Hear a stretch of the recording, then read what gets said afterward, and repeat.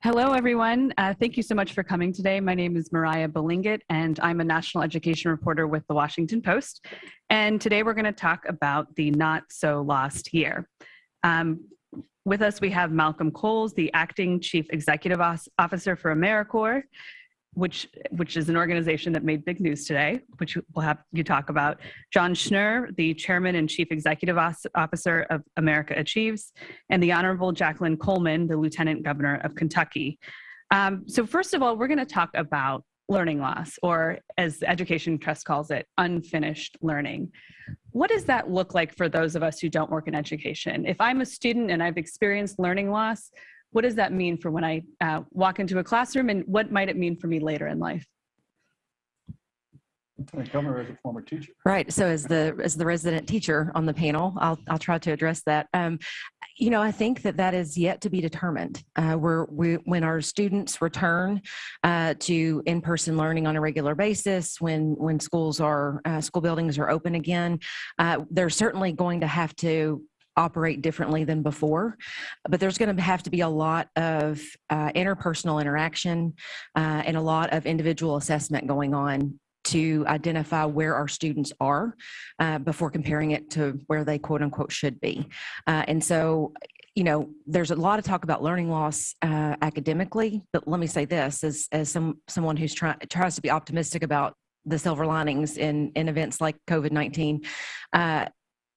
Our governor, Andy Beshear, has a son who is in middle school. And the governor always says that his son became a better note taker. He became more independent.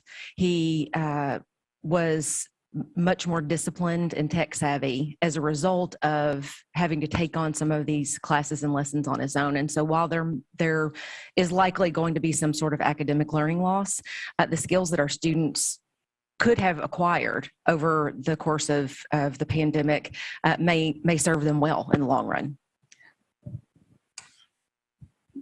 Thank you. Yeah, my sense is that there's a different set of data for each locus point on the K-12 continuum. And it's very different if you're someone who's a third grader, because the classic test of can you read and read well by the time you complete the third grade is a known predictor of what your pathway is going to look like. I think it's very different for someone who is a high school senior who's pretty much full grown, at least without the plasticity of the brain being completely there, but they're competent in terms of technology. They can, in fact, adapt to the remote learning requirements and actually are building in that discipline. I think it's too early because the data isn't quite in yet, because we really haven't had people back to be able to sort of test them accordingly. Just to build on that, I think this has been a tough year, obviously, a tough couple of years for the country, for kids and for families around the country, particularly those who already had been struggling more before, for kids of color, for low-income kids.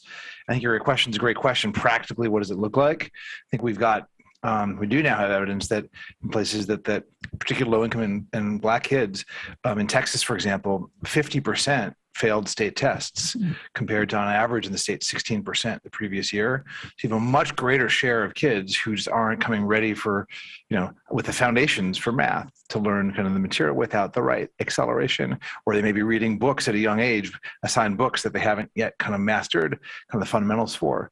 The kids can learn, but they've just been in a situation in many cases, particularly those low income, where they haven't had sometimes access to broadband, they haven't had access to the teacher support, where now there's a need. It's not catch up, but it's acceleration, but we need to really, really intensify support to help those kids who otherwise, if they don't catch up now, year after year goes by, it's going to get much harder to catch up, and it could shortchange their future and their future careers in our country if we don't really intensify the acceleration now, especially for the kids who've lost the most. Right. And, we often focus on academics because I'm an education reporter. You all work in education. But what other kinds of losses do school systems need to really focus on, and policymakers need to focus on? What else did kids lose this year that we don't talk about enough? I'll say that there's been a lot of focus on teaching and learning, instruction, those types of things for our students in the classroom. But we all know in the world of education that you teach the whole child. It's not one dimensional, it's multidimensional. And one of those dimensions that is going to be critically important for us to address is mental health. And as you mentioned, probably that probably looks different in different demographics of kids based on what kind of access and opportunity they had to begin with, right? So one of the things that we did in Kentucky was the governor got his discretionary funding, gear funding, and in consultation, we talked about how so much funding is going to go towards addressing learning loss and figuring out what that looks like and what that means. And so we actually contributed all of our gear funding. It was $19 million towards mental health services for our students. And so it's a combination of mental health for our students, also their families, because that's important. Access to childcare, which has stifled so many working families across the country. And because our low-income students and the students that have the least missed out on the most, especially when it comes to high school, with a relationship with a guidance counselor that could have helped them with college applications and decisions. So we also put some funding towards summer bridge programs and created college and career academies where we partner school counselors with college admissions staff so that they can work together for the low-income students to help bridge them into the college arena and provide those wraparound services to keep them there. At AmeriCorps, every year we have educational programming that impacts over 1 million young people at K through 12. We do it in partnerships with organizations such as City Air and Teach for America, a lot of community-based organizations and local school systems. I will say that we did not have a hard stop. It forced us to be much more resilient and really to pivot quickly to adapting away from face-to-face to remote learning. I will say there was loss. There's no dispute. I mean, it's not the same experience. And again, not only in terms of where you are in the locus point of K through 12, but as was suggested, everything is viewed through the lens of DEIA. Is it diversity, inclusion, equity, accessibility? And to the comment was just made, there are some stark differences. I mean, we can tell that even without metric data collection. We know that. Just the anecdotal stories are just too overwhelming and too powerful. I will say the plus side for us was that it forced our programming partners to move to those testing a range of online learning activities, some of which were more successful than others. But there's no dispute that the inability to be there in person was a dramatic loss. Agree. And again, I think this discussion, your question around what else beyond the academics have kids lost out on, again, it's been a hard year. I think relationships, the relationships that kids get with their peers, their teachers, tutors, mentors, this has been an isolating year for many kids. And for many of us, but for kids who need that hugely to develop, and then as a foundation, yes, for academic growth, but their development as human beings more generally, that's a big loss. I think the mental health issues are pretty staggering in many cases. The rates of suicide attempts have gone up dramatically.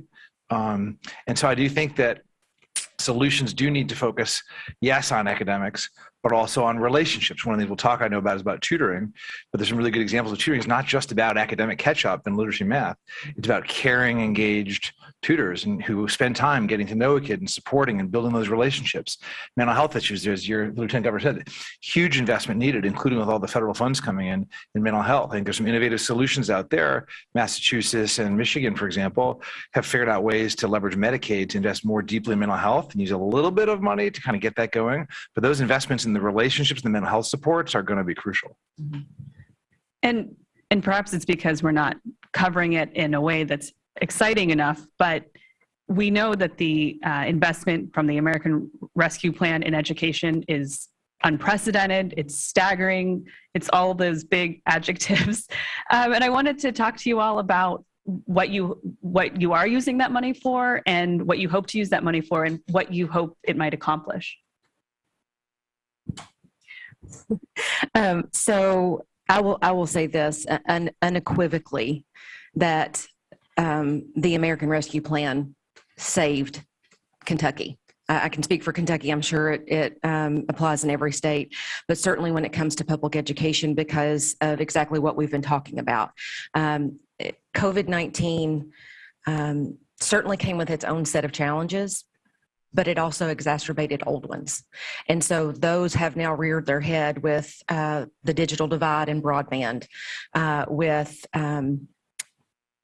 hunger and food insecurity. In Kentucky, our schools delivered over 5 million meals to students in need.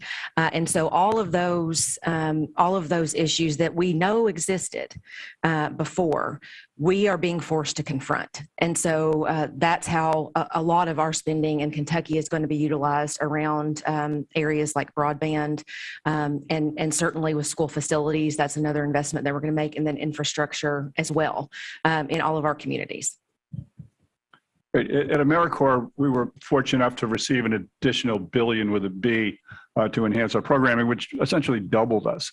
And we placed our bets on what we had proven track records, one of which, as I mentioned, was continuity of learning.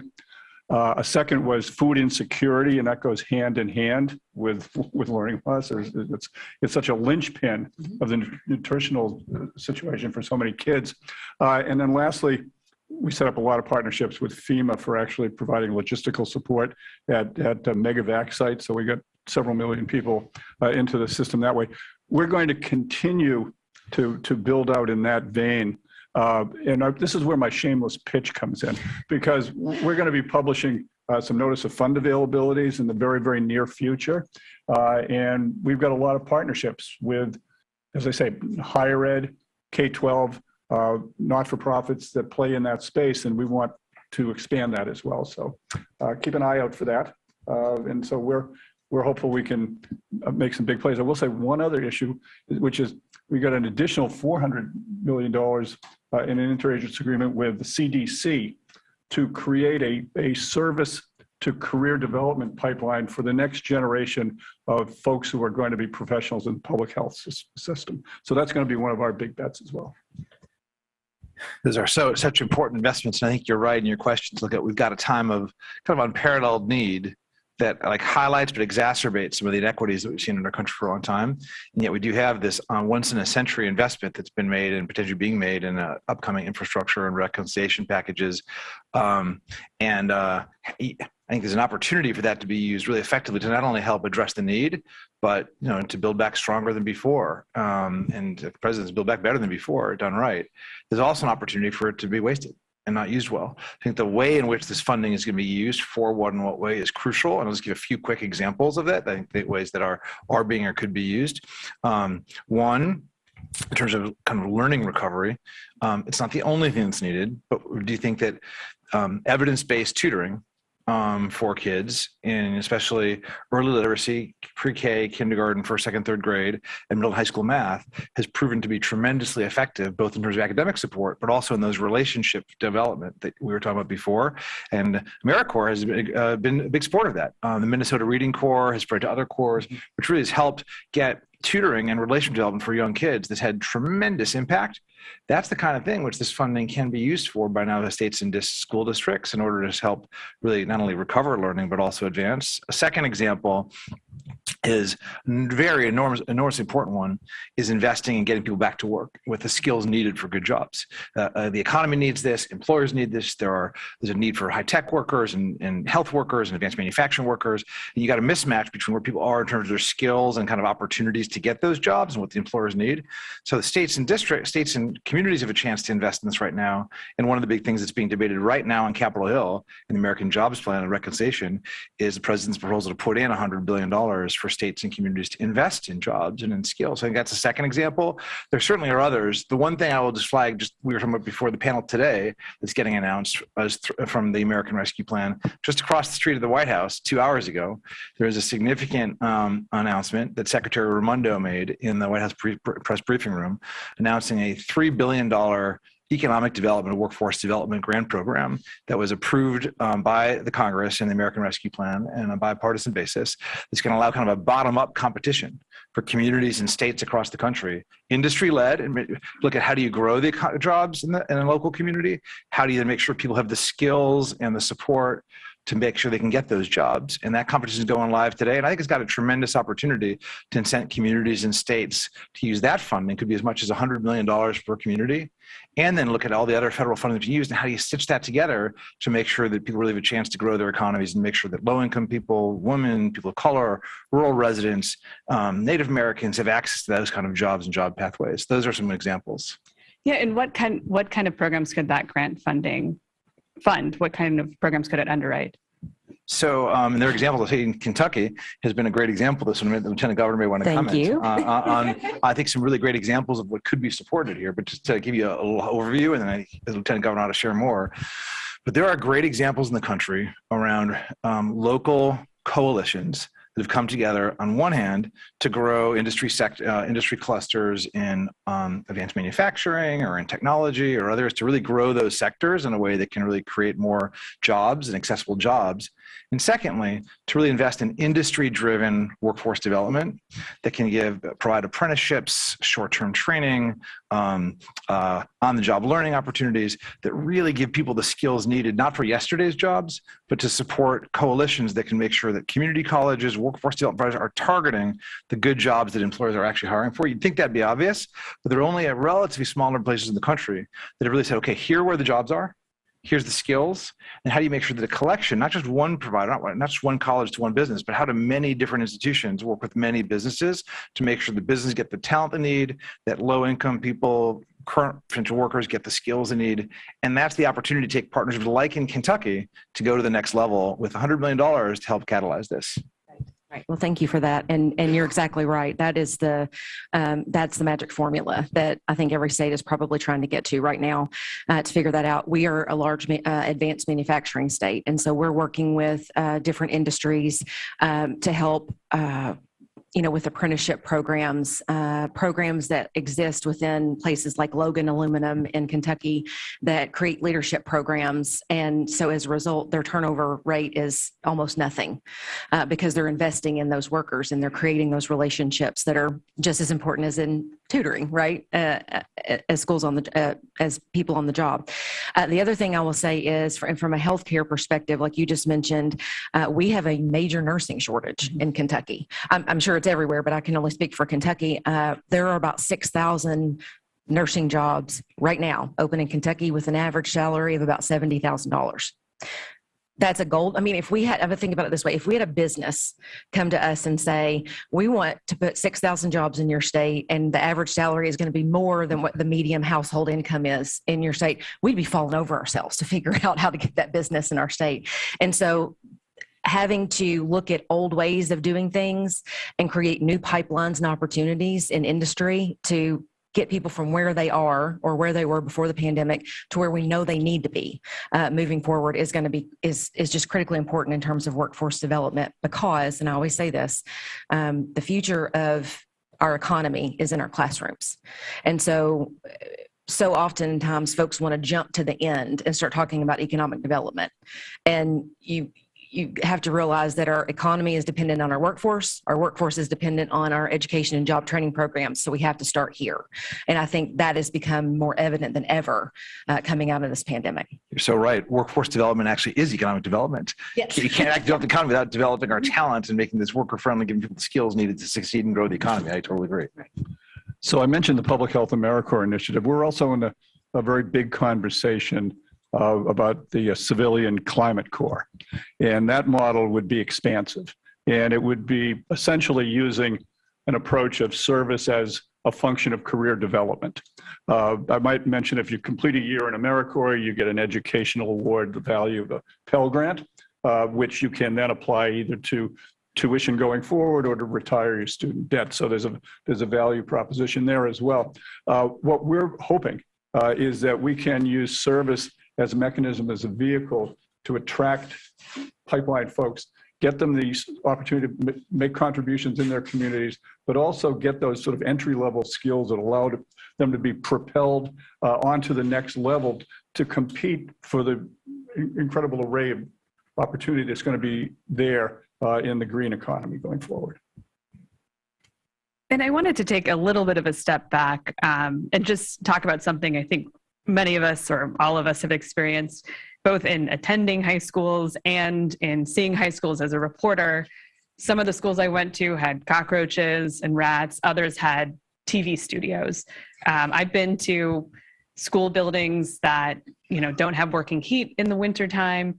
I've also been to school buildings where I went to an elementary school in Arlington that to get from the top floor to the bottom floor, you can ride a slide, like a playground slide.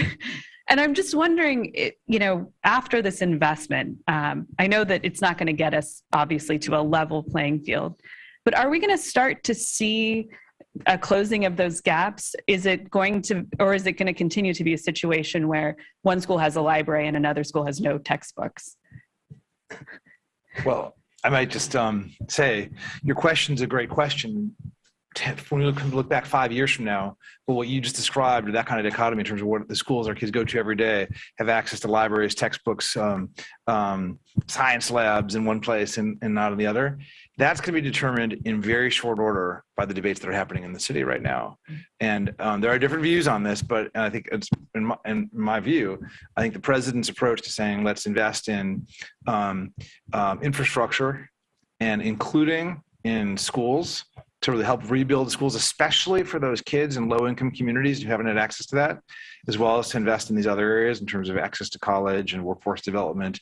But this is the opportunity where the disparities that have been growing in many ways can be addressed. And it's the building back, I think, really can be made possible if Congress acts in the coming weeks, both with the scale of investment that you talked about, but also with the focus on good jobs, on fair access to good school facilities, in terms of paid leave, in terms of access to college. And that's the debate that's happening in the city right now, not just how much money, which is really not the most important, but is that money then going to be spent on the things that matter to address the kind of inequities like you're describing? So we'll see. It depends on what this Congress does.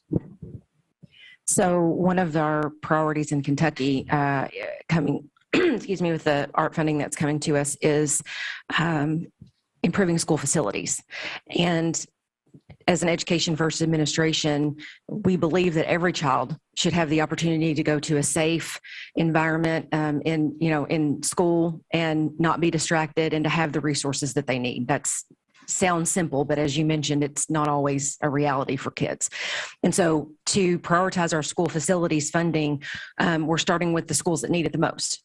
And trying to make sure that as we disperse these dollars, it's done in an equitable way to make sure that every kid, again, has those opportunities. So I'm going to go back to what John said just a second ago.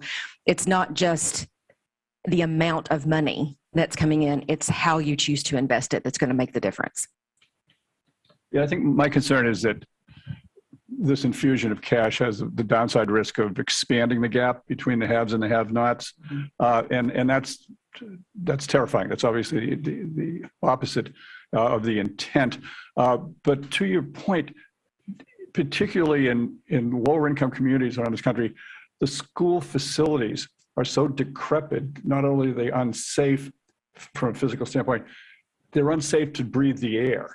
And that's really scary. And also with the massive swings in climate change, if these folks don't have buildings that have adequate HVAC facilities, you can't go to school X number of days of the year because it's too hot or it's too cold.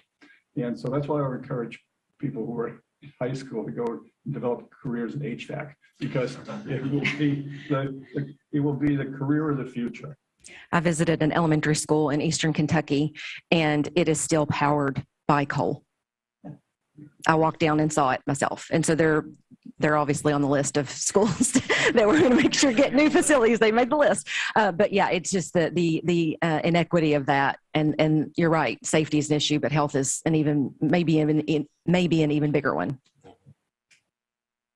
Yeah, I think that's one thing that has been underappreciated. When parents say they don't want to send their kids back to school because they're worried about safety, they're not just talking about the pandemic. They're talking about all of the stuff that predated the pandemic, the asbestos, the lead paint, the mold. So it's just has been really interesting. And another historic investment in school infrastructure. I'm sure you all have trouble getting people really stoked about federal policy like I do, but I mean, it's pretty astonishing. And I wanted to make sure that you all too had an opportunity to just talk about something that you didn't get a chance to talk about in the course of the conversation. I know you're doing a lot of extraordinary things in your state, so I wanted to make sure you had a chance to talk about it. So I think one of the lessons that we've learned over the last year and a half, and I'll just say I'll be glad when I can start a sentence without over the last year and a half with COVID, is the importance of our children seeing themselves in the first leaders they experience outside of their homes, which is so often your teacher. And so in addition to serving as Lieutenant Governor, I also serve as the Secretary of Education and Workforce Development. And so our cabinet had an opportunity to make a pretty unprecedented investment in the Kentucky Academy for Equity in Teaching. It was a program that existed. It went, everybody thought it was a great idea. And then all of a sudden funding got tight and it wasn't funded anymore. And so we infused $1 million into the program to jumpstart it and to get it going again. And so, you know, there are lots of statistics out there about how much better kids of color perform academically. Graduation rates are higher, test scores are higher, all of those things. College going rates are higher. And those things are all very important. But at the end of the day, one of the greatest gifts we can give our kids is the opportunity to see themselves in those leaders that they first experience outside of their home. And in addition to that funding, we're also tying in statewide for every school employee, teacher, and personnel implicit bias training. With all of the challenges that we faced over the last year, some of them have been medical and some of them have been social.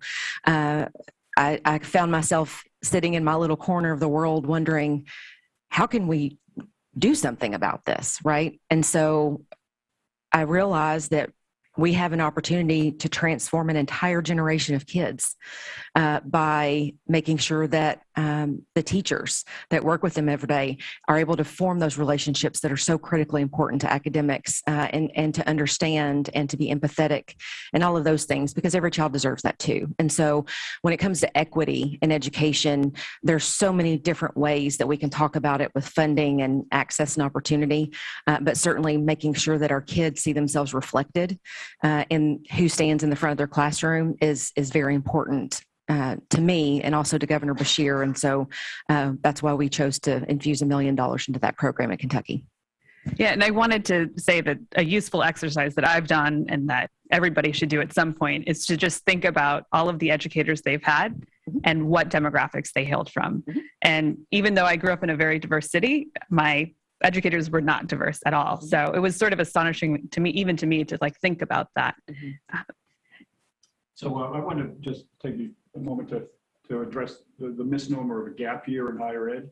What we found during the pandemic is that many folks, they couldn't go back to post-secondary education on campus, would opt to join AmeriCorps. It's kind of right out the storm. And what we want to do going forward is build upon the model of intentionality with higher ed institutions, where it's not just an aberration, but that it has that intentionality built into it, that it's not a gap, it's a plus year. And whether or not it's built in it prior to going into higher ed or in the midst of it or post undergraduate and graduate degrees, that it is recognized as a form of experiential learning that enhances the larger, more traditional academic higher education experience. It's a great point. And maybe I'll say, being here at the Reagan Institute and being reminded about President Reagan's optimism about the future of the country. I do think for what all the crisis here, there's no problem in America that hasn't been solved, or at least there isn't like an inkling how to solve it in America. And in each of these issues, on the tutoring, there's great examples of tutoring that works. On getting ready for jobs, there are examples around the country, including Kentucky, of getting people actually into good jobs with better wages. On all these areas programmatically, but also in terms of the challenge of how do we work together across all backgrounds to solve problems. There are examples of coalitions coming together to solve this. And I just think that right now, that sense of optimism is needed. I think national investments are needed, but that kind of optimistic, locally organized, state-driven, nationally supported, optimistically informed solutions orientation is needed in the country. I think that's really honoring the best part, in my view, of President Reagan's legacy that I think is real. And I think we got an opportunity not to be in crisis, but to really build a brighter future. So that's, I guess, what I'm here in honoring President Reagan and the institution that's holding this great convening today.